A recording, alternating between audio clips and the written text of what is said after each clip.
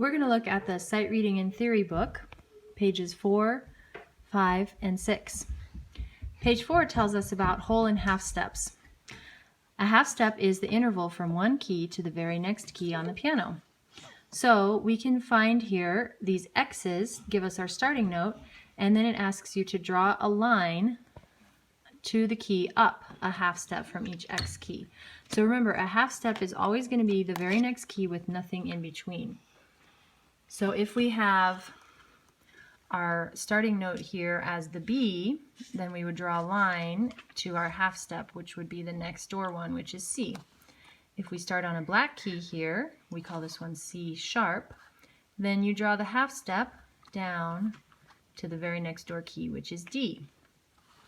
If we have the key here, this is E, this is another spot where there's nothing black in between, so your half step goes to the next white key.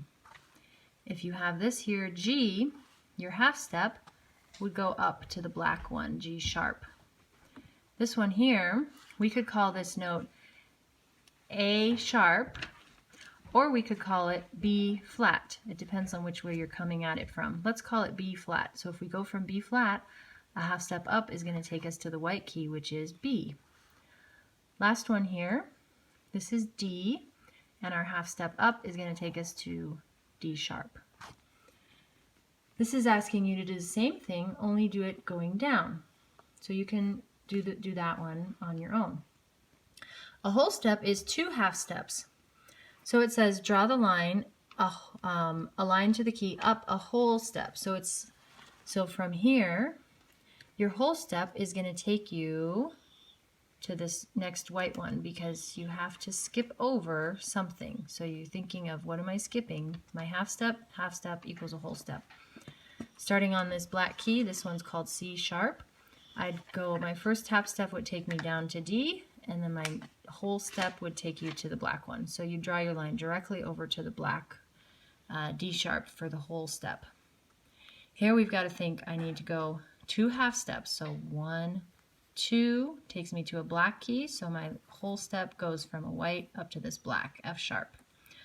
Here again, think two half steps.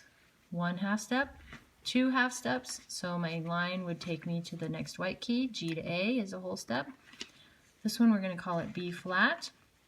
Start on the B flat, think 2 half steps, 1 half step, 2 half steps.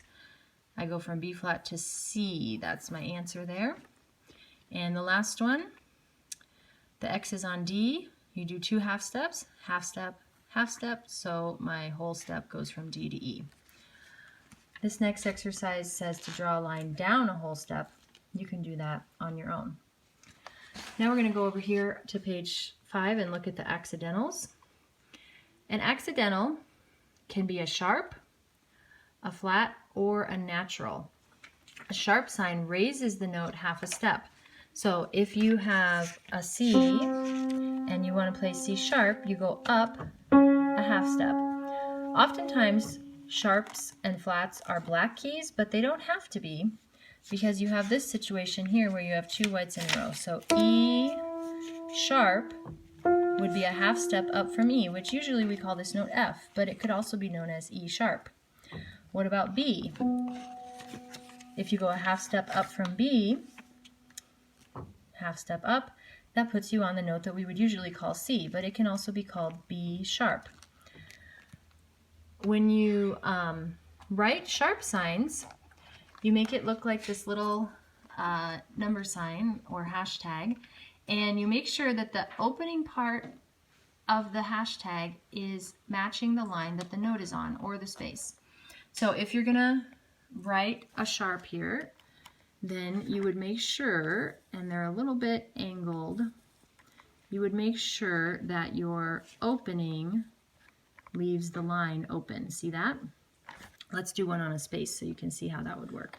So you want to make sure when I write my sharp sign here that I end up with the space as the open part. Can you see that there?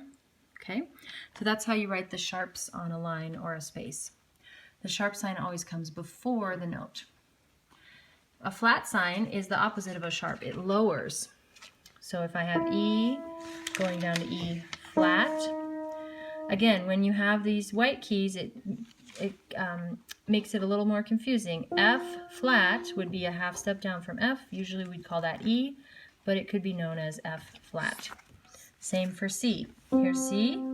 C flat is the note we'd usually call B. So watch out for those places. A flat sign looks like a little lowercase b with kind of a little bit more of a straight part on the line there.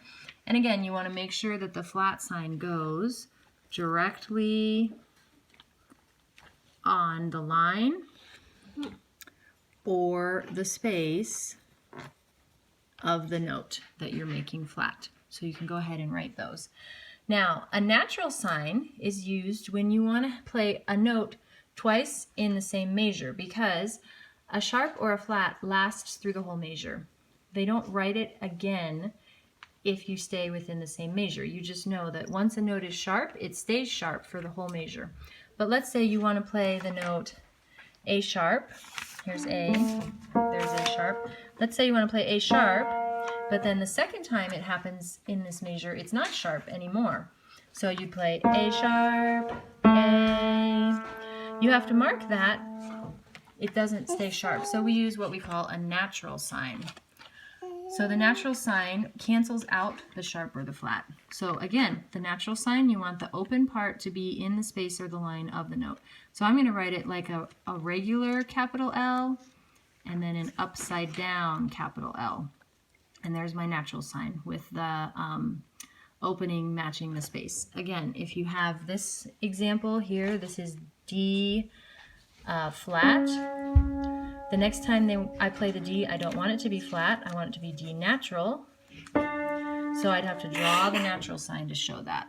So again, make sure it goes like that with the line in the correct space. One more page here. Looking at page 6, our major pentascales. Whole and half steps come in a pattern to make what we call a major pentascale. So we always want to have a pattern of whole, whole, half, whole. So you can figure out how your pentascales need to have sharps or flats in them. These are mostly sharp ones. The only one that will use a flat will be F major. But figure out how they need to have sharps or flats in them to match that pattern of wholes and halves. So let's figure one out together that's kind of tricky. Let's figure out B major. Okay, so I'm going to start on B. Now the first thing I need is a whole step. So let's see, a whole step is 2 halves. So half, half. So my B has to go to C sharp as my second note. There's my first interval of a whole step. Second interval is also a whole step. So I have to go half, half. So there's my whole step.